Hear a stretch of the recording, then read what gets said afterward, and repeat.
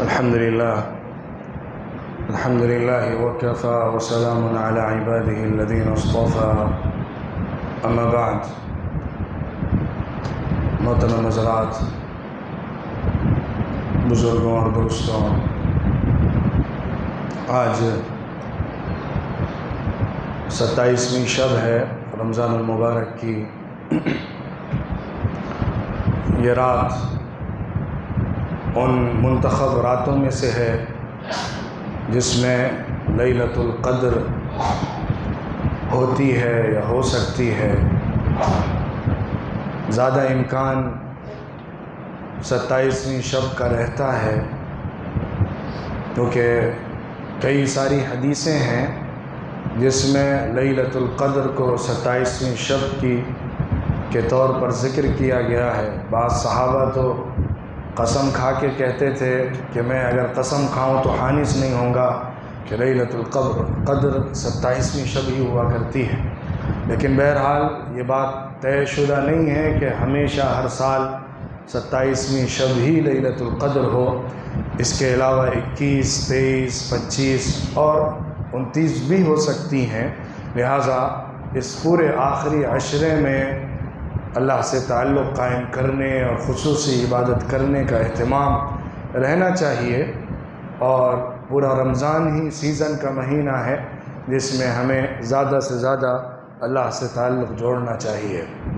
اسی مقصد کے لیے اعتکاف بھی مشروع ہوا ہے کہ اللہ کے در پر پڑھنے کے بعد اللہ سے خاص تعلق قائم کرنے کی غرض سے ایک مومن بندہ اللہ کے گھر میں آ کر بس جاتا ہے اور اللہ کو راضی کرنے کی کوشش کرتا ہے، خاص طور پر لیلۃ القدر کی فضیلت کو حاصل کرتا ہے.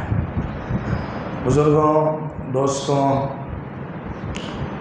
رمضان المبارک میں خاص طور پر لیلۃ القدر میں ہمیں دعا مانگنے کا اور اللہ سے خصوصی دعا کرنے کا اللہ کے رسول صلی اللہ علیہ وسلم نے پیغام بھی دیا ہے، حکم بھی دیا ہے، عمل بھی فرمایا ہے. حضرت عائشہ صدیقہ رضی اللہ عنہا نے ایک دفعہ حضور اکرم صلی اللہ علیہ وسلم سے پوچھا، ہے اللہ کے رسول، اگر ہمیں لگے کہ لیلۃ القدر ہے یہ تو ہم کیا مانگیں، کیا دعا کریں، کیا کریں؟ تو اللہ کے رسول صلی اللہ علیہ وسلم نے ایک دعا یاد کرائی تھی کہ اس کا اہتمام کیا کرو، اس کو یاد کیا کرو اور اس کو پڑھا کرو. اللہم انک عفو تحب العفو فاعف عنی. اس کا معنی یہ ہوتا ہے اے اللہ تو بہت معاف کرنے والا ہے اور معاف کرنے کو پسند بھی فرماتا ہے، لہٰذا مجھ سے اپنے فضل سے معاف فرما دے، مجھے معاف فرما دے اور مجھ سے درگزر فرما دے.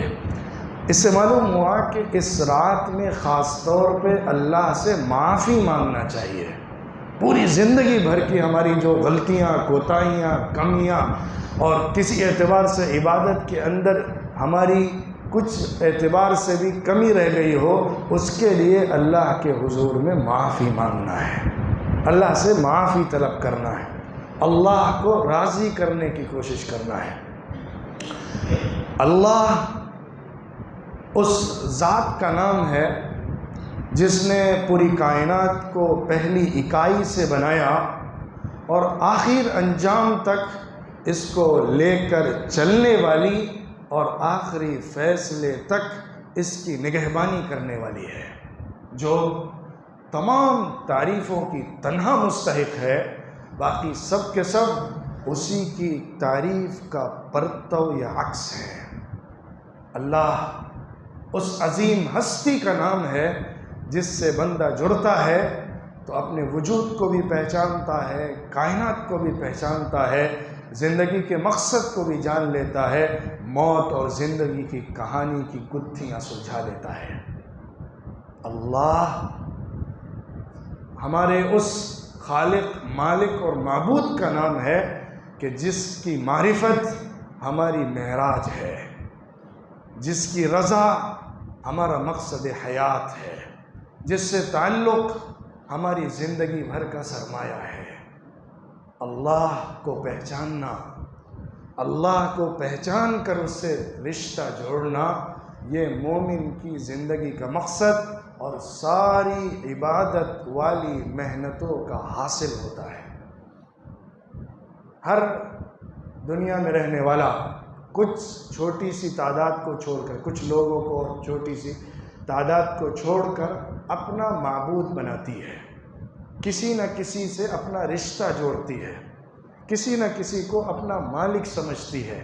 یہ انسان کی فطرت کی آواز ہے کہ وہ کسی کو اپنا خالق، مالک، حاکم جان کر اس کے سامنے جھکے اور سرنڈر کرے۔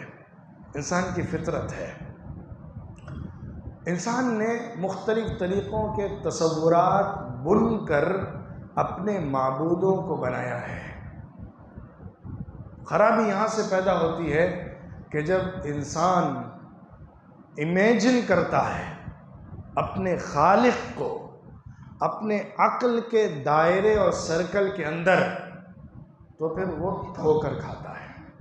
ٹھوکر کھانے کے نتیجے میں شرک کرتا ہے، کیونکہ اصل خالق کی ذات کو انسان کبھی بھی اپنی اس مادی چھوٹی سی دنیاوی عقل کے اندر سمیٹ کر سمجھ ہی نہیں سکتا ہے۔ وہ اس سے اوپر کی چیز ہے۔ جب انسان نے سمجھنے کی کوشش کی ہے، اس نے شرک کیا ہے۔ کبھی اللہ کی تصویر 10 ہاتھ والے بنا دے گا، کبھی معبود کو 2 منہ، 3 منہ، 4 منہ والا بنا دے گا، کبھی اس کی ٹانگیں بڑھا دے گا، کبھی اس کا پیٹ بڑھا دے گا، کبھی سر کسی اور کا اس پر لگائے گا۔ یہ اظہار کرنا چاہتا ہے کہ اس کے پاس پاور زیادہ ہے، طاقت زیادہ ہے، قدرت زیادہ ہے، کام زیادہ ہے، اس کے پاس زیادہ سے زیادہ مواقع ہیں۔ اس کا اظہار کرنے کے لیے انسان مختلف روپ میں اپنے معبود کو ظاہر کرنے کی کوشش کرتا ہے، شرک کرتا ہے، ٹھوکر کھاتا ہے۔ اللہ رب العزت نے ایمان والوں کو اپنا تعارف قرآن میں خود کرا کر جس طرح سے دیا ہے کہ اس کے بعد پھر دل و دماغ منور ہو جاتا ہے، سارے دروازے کھل جاتے ہیں، معرفت کے تمام حقائق اس کے سامنے آشکارا ہو جاتے ہیں۔ اللہ کی معرفت، اپنے خالق کا صحیح تعارف اس کے سامنے آ جاتا ہے۔ اگر یوں کہا جائے تو غلط نہ ہوگا کہ قرآن کریم کا اصل موضوع اللہ کا تعارف ہے۔ اللہ کے تعارف کے ذریعے سے انسان کی ہدایت ہے۔ اللہ اپنے نام اور اپنی صفات کے ذریعے سے پہچانا جاتا ہے۔ اللہ کی جو صفات ہے، اللہ کا جو انٹروڈکشن قرآن پاک میں اس کی ایٹریبیوٹس اور اس کی صفات کے ذریعے سے جس طرح سے کیا گیا ہے، اسی سے ہم اپنے خالق کو پہچان سکتے ہیں۔ پہلی بنیاد یہی ہے کہ ہم اپنے خالق کی ذات کو اپنے دماغ میں لا کر نہ سمجھ سکتے ہیں، نہ سمجھا سکتے ہیں۔ لا تتفکروا فی ذات اللہ، اللہ کے رسول صلی اللہ علیہ وسلم نے حکم دیا ہے اللہ کی ذات پر غور نہ کرو۔ اللہ کیسا ہے یہ تمہارے علم، ادراک، 5 سینسز، تمہارے دائرہ کار سے باہر کی چیز ہے، اس کو چھوڑ دو۔ اللہ کون ہے؟ قل هو اللہ احد اللہ الصمد لم یلد ولم یولد ولم یکن له کفوا احد۔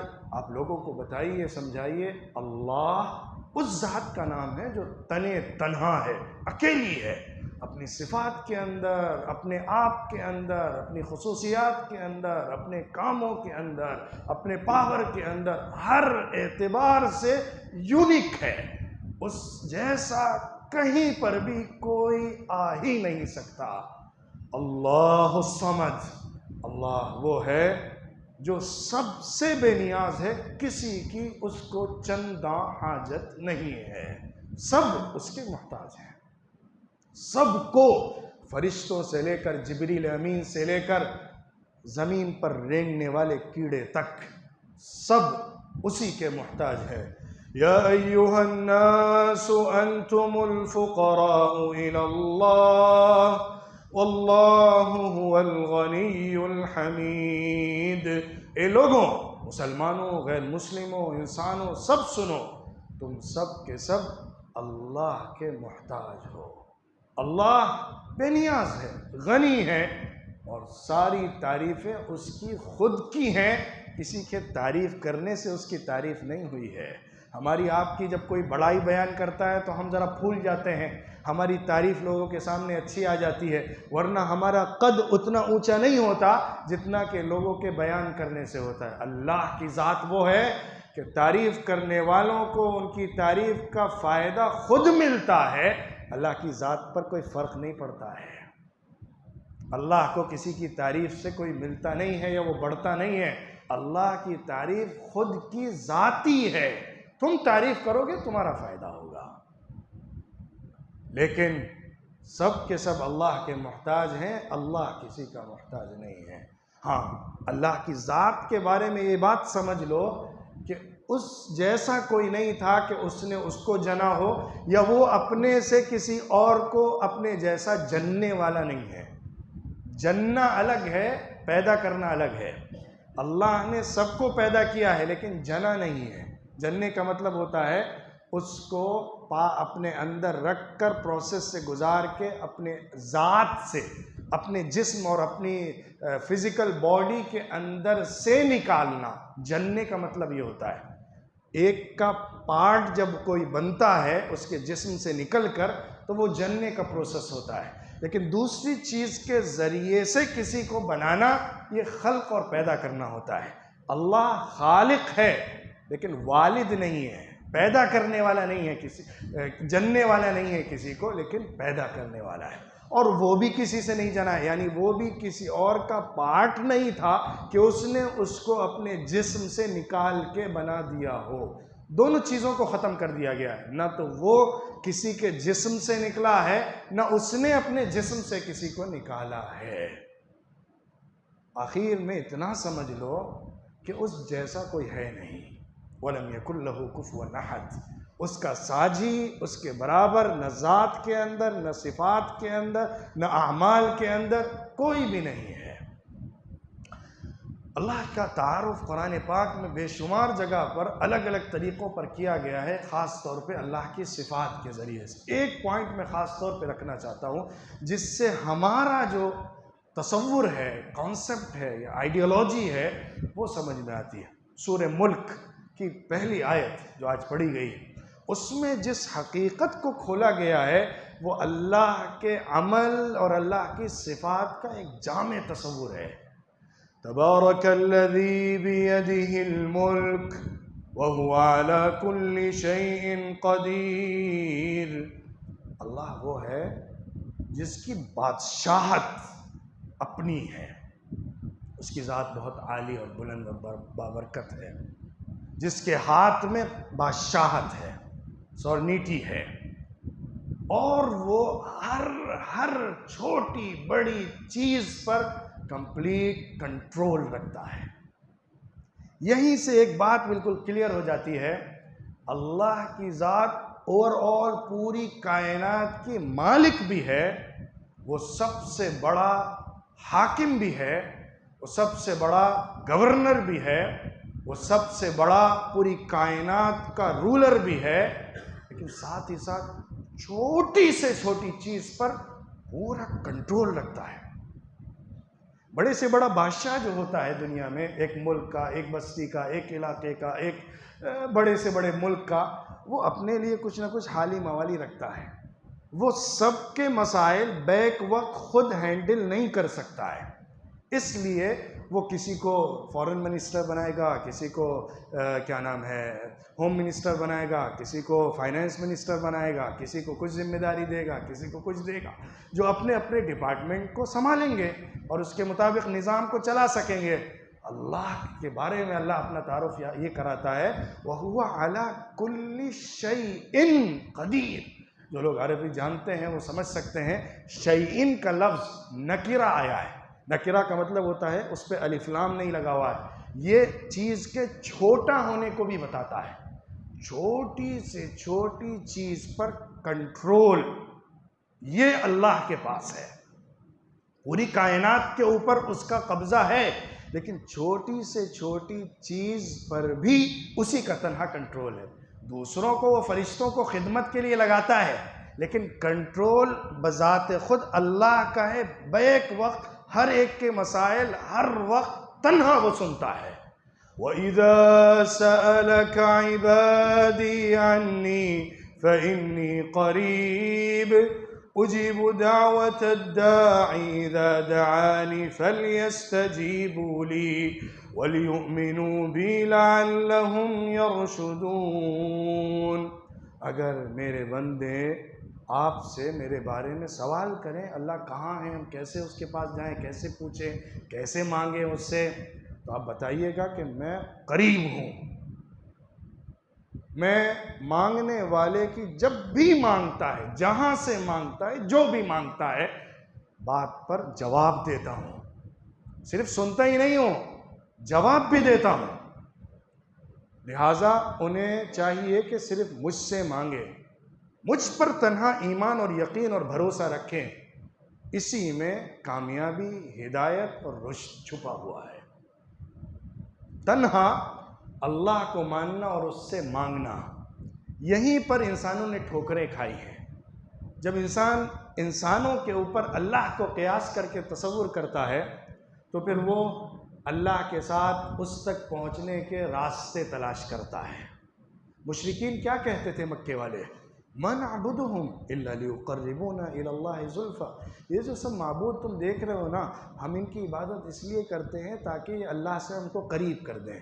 ہمارا ڈائریکٹ تو اللہ سے رشتہ جوڑ نہیں سکتا ہے، بہت بڑی چیز ہے۔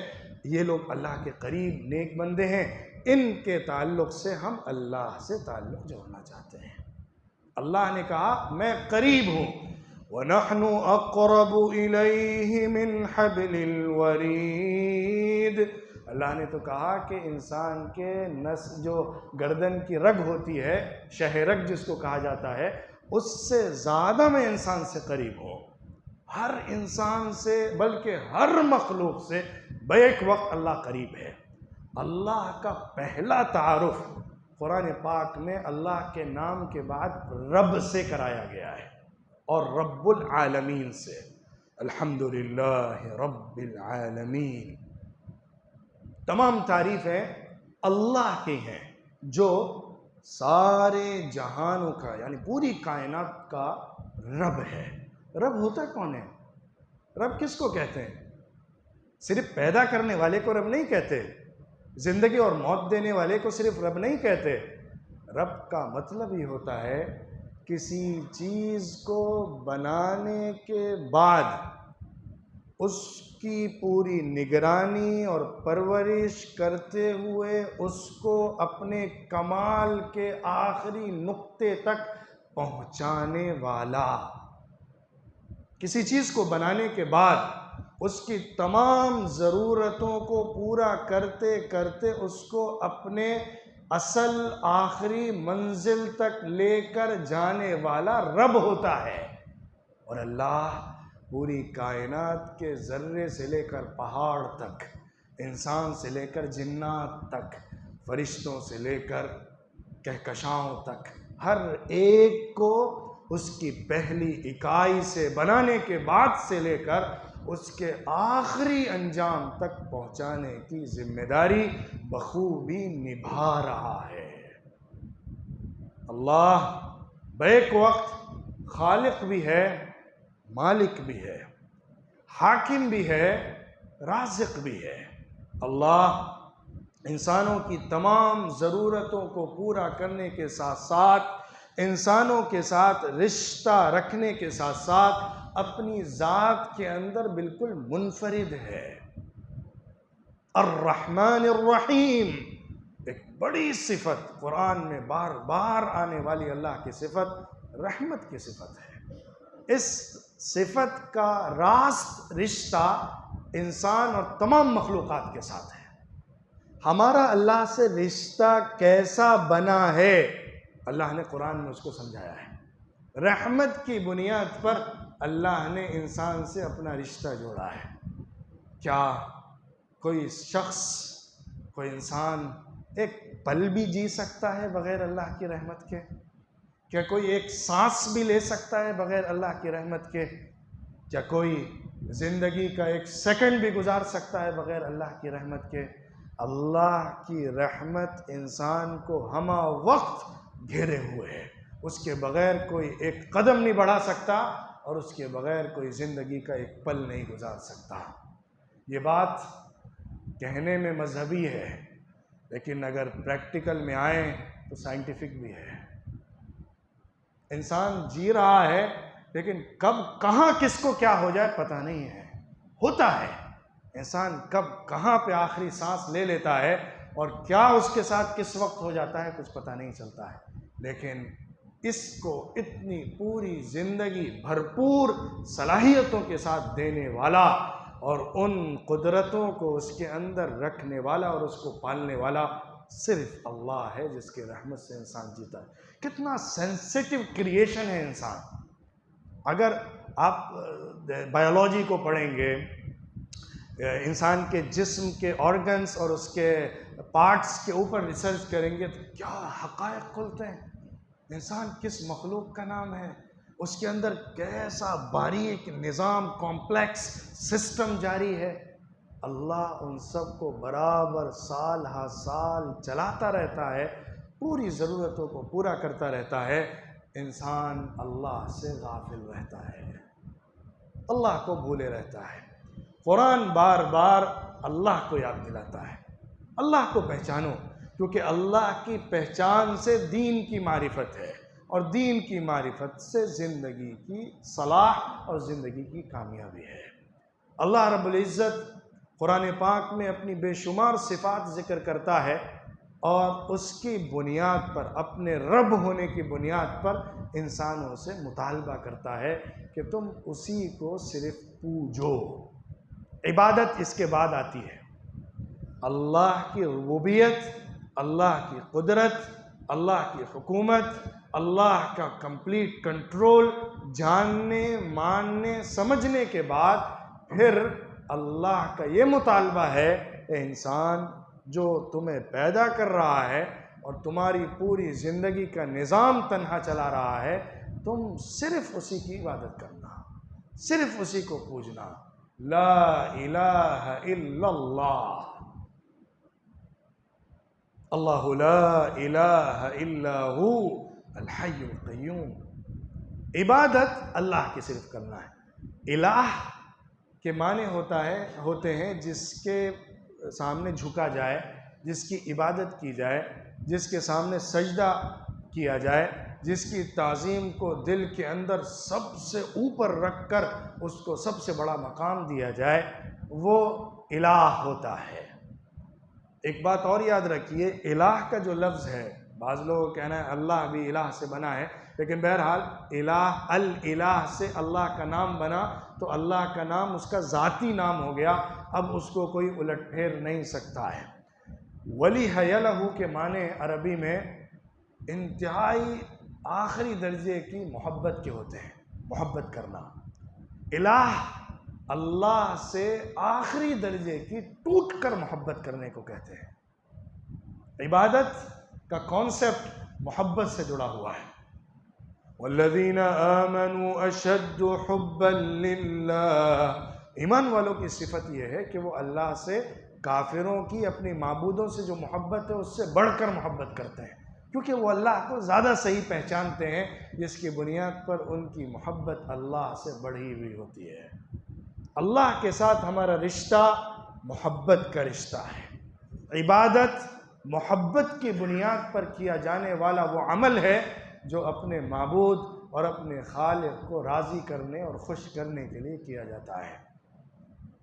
ہمیں اللہ تعالیٰ نے قرآن پاک میں جو اپنا تعارف پیش کر کے دیا ہے اس کو سمجھنا چاہیے، اور حقیقی فیلنگ اپنے خالق کے لیے اپنے اندر جگانی چاہیے۔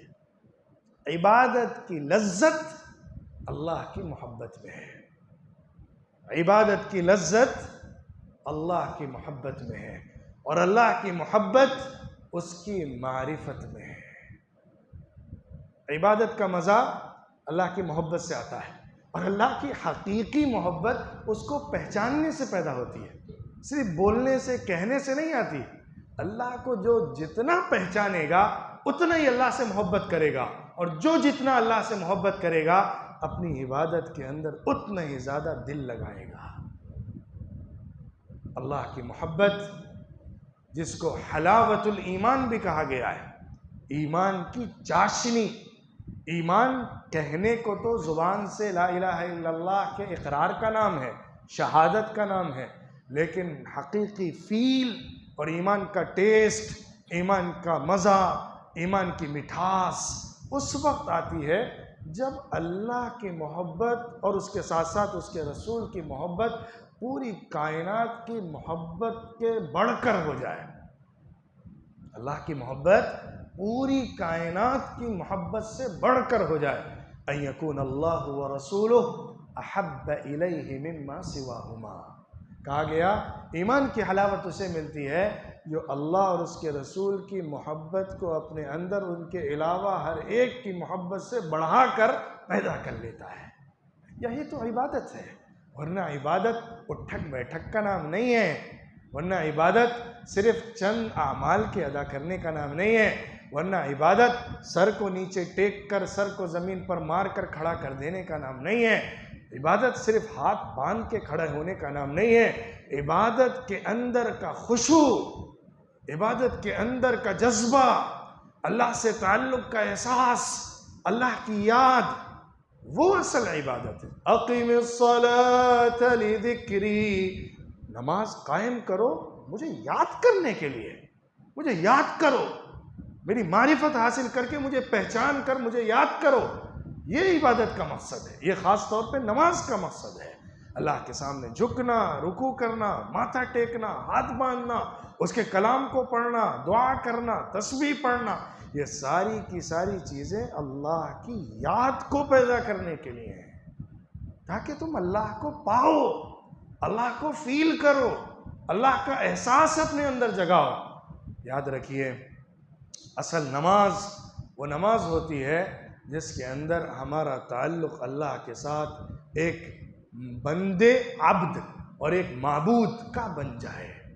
ایک ذلیل، حقیر، گرا ہوا، بہت ہی پسماندہ، کمزور، ناتواں، ضعیف بندہ ہے، غلام ہے، جو اپنا سب کچھ بگڑی بنانے والے کے سامنے ہاتھ باندھ کر کھڑا ہو گیا ہے۔ یہ نماز ہے۔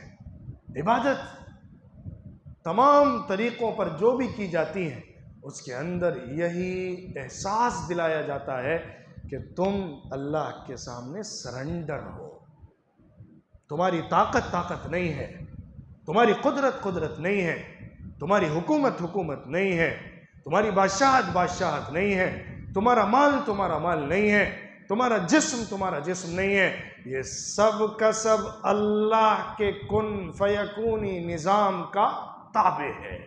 جب تک اس نے دیا ہوا ہے استعمال کرو، جب چاہے گا لے لے گا، مالک تو وہ ہے۔ یہ ہے عبادت۔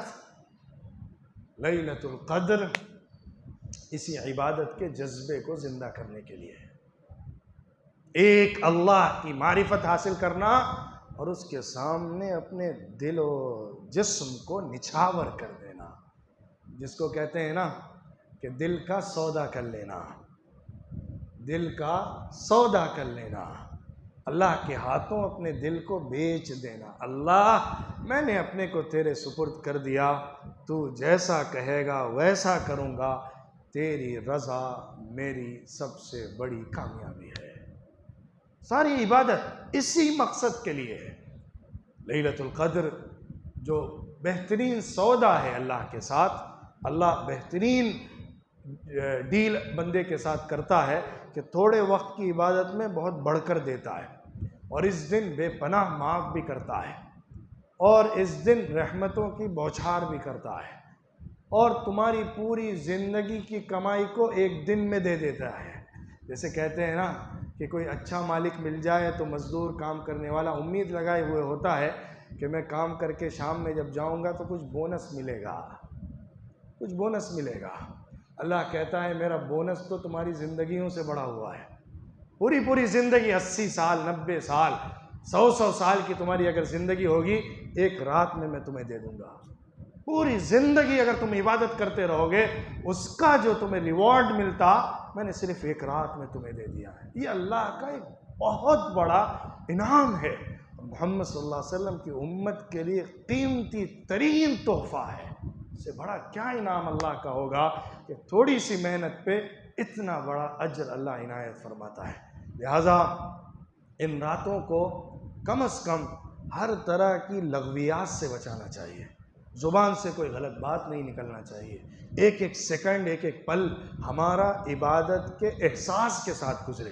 ضروری نہیں ہے کہ ہم ابھی سے لے کر تہجد تک اور سحری تک صرف نماز ہی پڑھتے رہیں، بلکہ زبان پر ذکر ہو، دل میں ذکر ہو، اللہ سے توجہ ہو، خاص طور پہ اللہم انک عفو تحب العفو فاعف عنی کا ورد ہو، اس احساس کے ساتھ کہ اللہ سے میں معافی مانگ رہا ہوں، معاف کرنے والا وہی ہے، جو کچھ کوتاہیاں ہوئی ہیں اسے توبہ کرتا ہوں، اللہ کے حضور میں اپنے آپ کو پیش کرتا ہوں، اللہ کی طرف سے رحمت کا طالب ہوں۔